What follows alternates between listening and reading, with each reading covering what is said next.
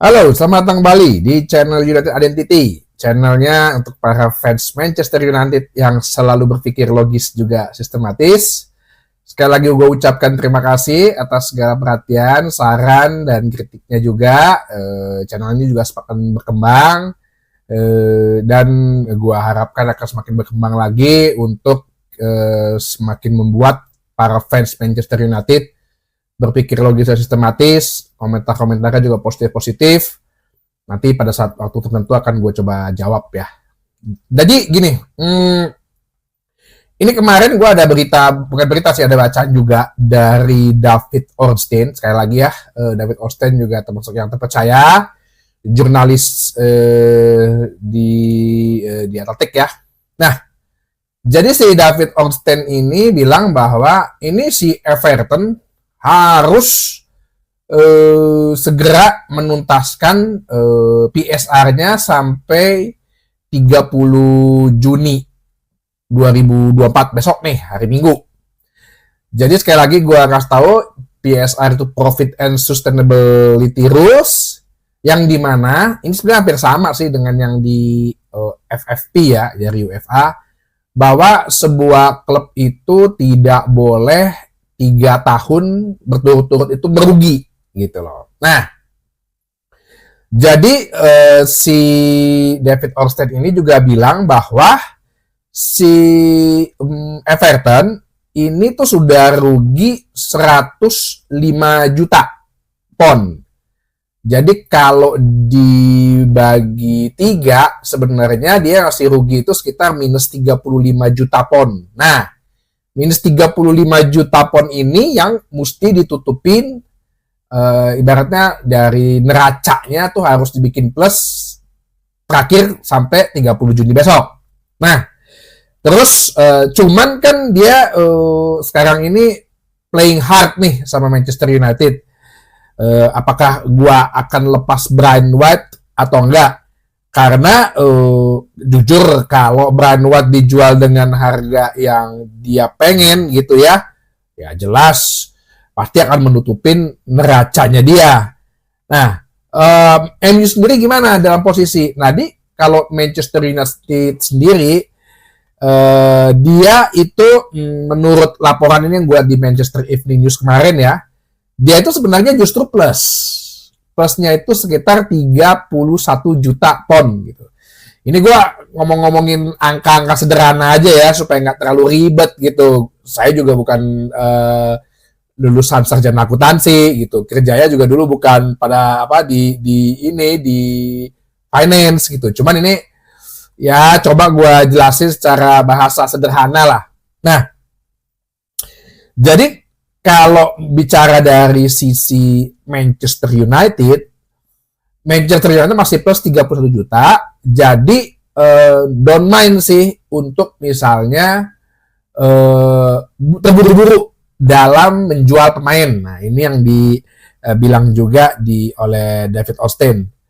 Kenapa? Berarti ya karena kan udah plus. Berarti bisa diambil kesimpulan Casemiro bahkan sebenarnya lebih agak dititik beratkan sih Casemiro dan Jadon Sancho. Nggak terlalu buru-buru juga untuk cepat-cepat dijual. Bisa jadi mungkin setelah 1 Juli Casemiro dan si Sancho ada keputusannya.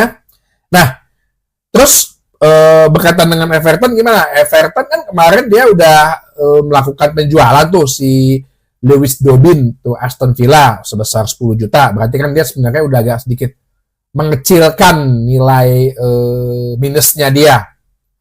Terus seperti yang kemarin gue bilang, ya kalau Brian White bisa diturunkan, itu kemarin penawarannya 35 juta plus 8 juta add-ons, totalnya sekitar 43 juta.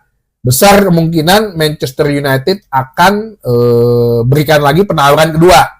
Mungkin jumlahnya total packagingnya bisa sekitar 55 juta atau 60 juta.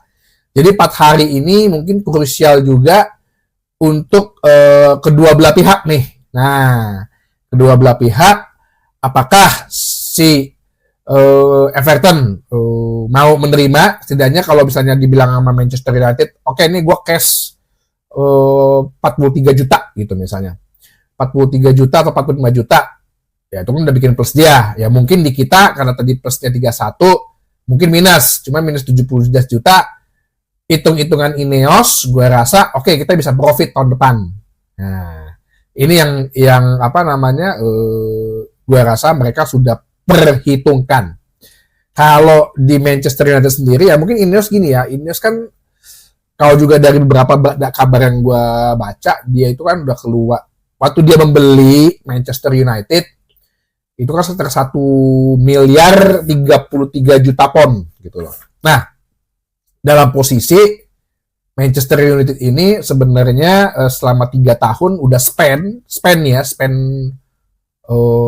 players ya. Ini dalam hal players itu sekitar hampir 555 juta. 3 tahun nih, berarti mungkin dari sejak zamannya Ole ya. Dalam arti spend tuh players tuh nggak hanya spend beli, spend gaji. Nah, itu yang paling gede.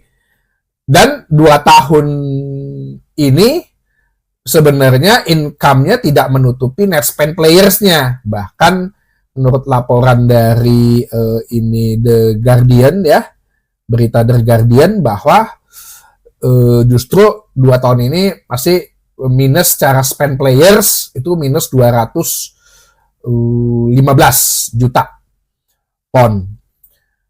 Kepergian Rafael Varane sama Martial itu memberi ruang besar di musim depan dalam soal cost player gitu. Terus diharapkan juga itu yang gue bilang, penjualan si Casemiro mungkin dihargai ke 30-35 juta pound plus dengan Sancho 40 juta ya.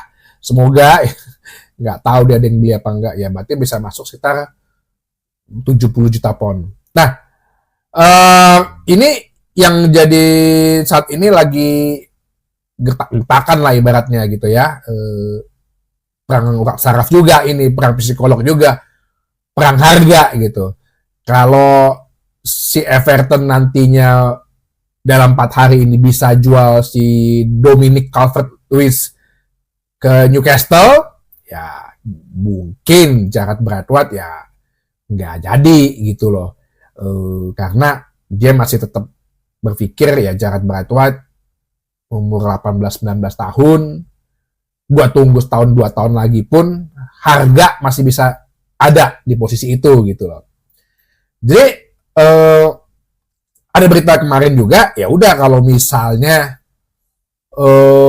Jarrad Braithwaite mungkin fail, beralih ke satu pemain Argentina yang namanya ini diklaim oleh TV Argentina, TV channel olahraga Argentina namanya TYC Sports, bahwa Boca Junior meyakinkan Manchester United akan mengadakan penawaran resmi proposal terhadap center back Aaron Anselmino.